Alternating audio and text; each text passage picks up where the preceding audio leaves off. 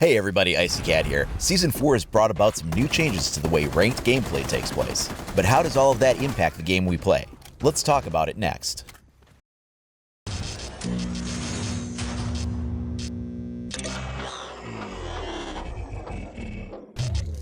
With the introduction of Season 4, we saw some pretty big changes to the way that ranked gameplay happens. We've had changes to the way that matchmaking itself functions, as well as the duration of the individual rounds within a ranked match. Additionally, the threshold of points needed to reach Diamond has been drastically reduced. So how do all of these things affect ranked play? Let's begin by taking a look at the matchmaking itself.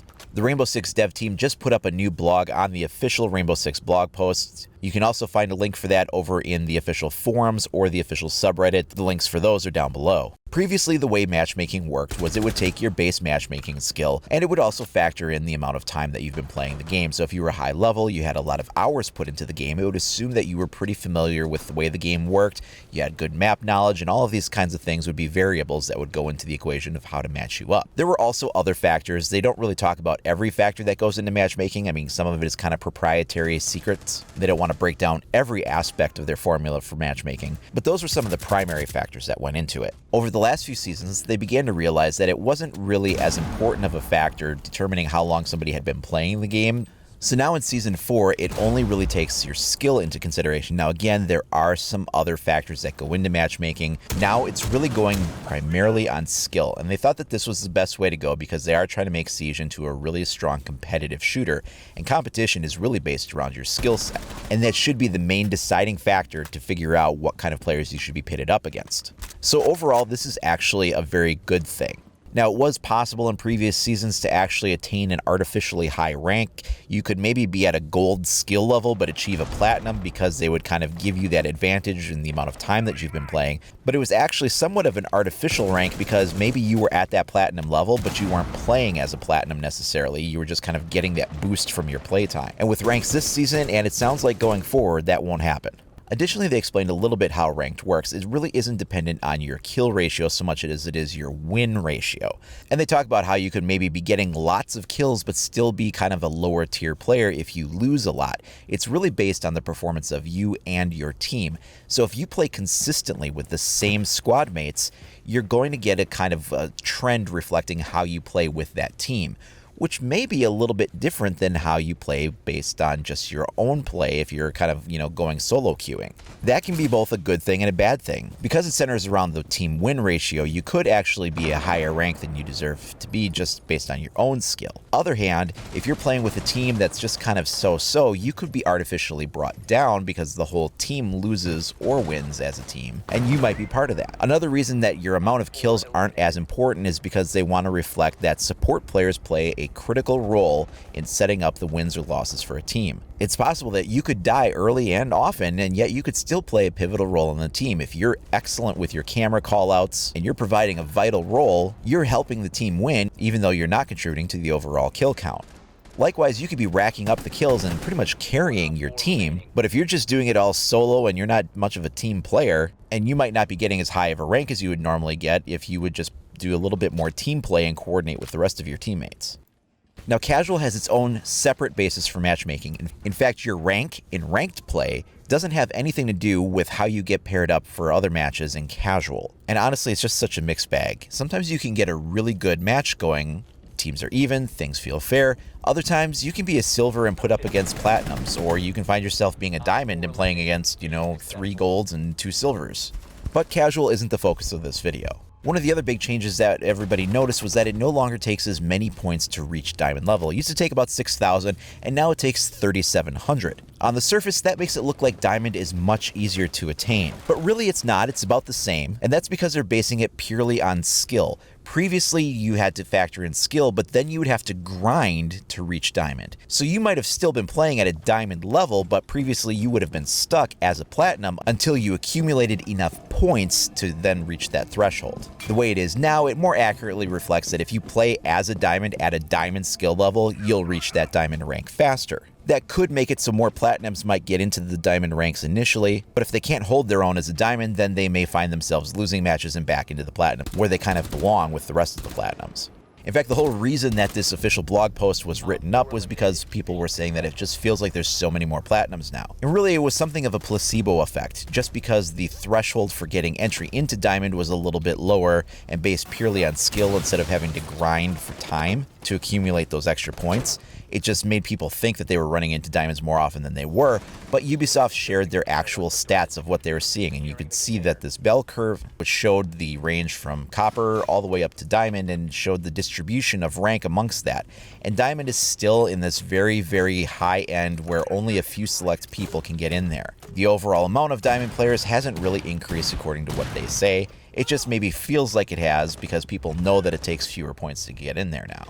But since that rank is a reflection of the true skill instead of skill plus time, it's still approximately the same amount of people playing at that diamond skill level. At least according to them. And honestly, we have to kind of trust that a little bit. I mean, we can't take a look at the server stats for every single player all at once like Ubisoft can. So if they say that these are the trends that they're seeing on their end, even if we feel like we're running into more diamonds or we think we must be because it's a lower rating to get in there, we have to admit, like, we don't have the overall picture where we can see everybody's skills and stats at once like they can. The last big change that came to Ranked was the reduction of the time from 4 minutes down to a 3-minute ranked match. There were a lot of reasons that went into why they did this, and they did say when Season 4 first came out that they're looking at this as sort of like a beta test on the time. So if they get a lot of feedback that people don't like the shorter time, that they're more than happy to look at putting it back up to the 4 minutes that it was. In my time playing the game, as well as, being a moderator on the subreddit and checking out the forums and seeing the other things, and just hearing what people have to say, it seems like a really mixed bag. About half of everybody loves the fact that the time is reduced. It makes for faster matches and more intense gunfights because you have to rush the objective quicker. And then approximately the other half of people thinks that it's a really bad thing and they don't like the reduced time.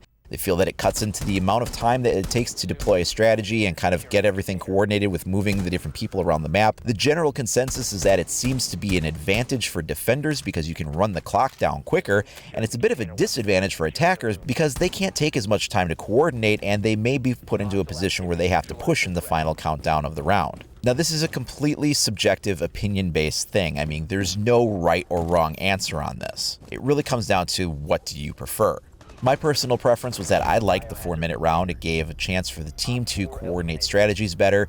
If you had something where you had to run from one end of the map over to the other because maybe you're trying to flank behind somebody that you knew was roaming, or as a defender, if you needed to get in behind the attackers and kind of go down through one part of the map and cross over to the other side and back up behind, you'd have time to do these kinds of things. It would also make synchronizing multi-directional pushes on the objective a lot easier because you could coordinate a little bit more, you had more time to work with, you didn't feel as rushed to do it. When Rainbow Six first came out last year, the game was more about playing the objective. The defenders would play the objective tight, they would run up defense, set up traps, and the attackers would try to assault that objective, which is kind of the spirit of what the game was about. Attackers, defenders, an objective. You siege the objective. And then somewhere between Season 2 and going into Season 3, things really began to get more focused on roaming. None of the DLC operators were heavy classes, so there was a lot of mobility. We also had a lot of people that were good with shotguns before they got nerfed, and so they were making really good roamers that they could just run around without aiming and killing people. Before the nitro cells were nerfed with the distribution of impact grenades, there was a lot of people carrying nitro cells, so there was just heavy roaming. And around the Season 2, Season 3 mark, you just saw the meta shift to become a little bit more about the gunplay as opposed to the strategy of defending or assaulting an objective. And that's not to say that it doesn't still happen, it's just that there was a noticeable shift in that. In my opinion, unfortunately, a shorter ranked time also pushes the meta in that direction.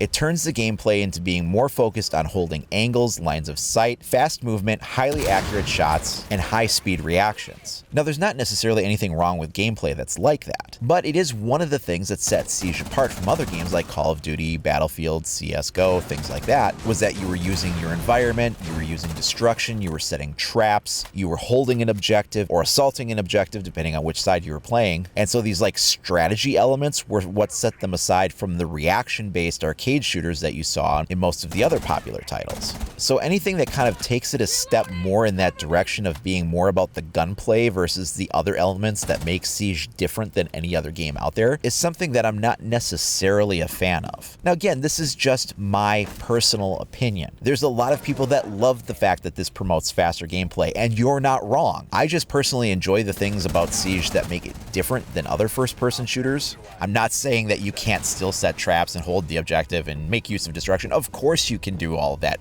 There's just not as much time to take advantage of it all. One of the other things I do hear is that overall the higher ranked players, so high golds, platinums, diamonds, enjoy that faster round.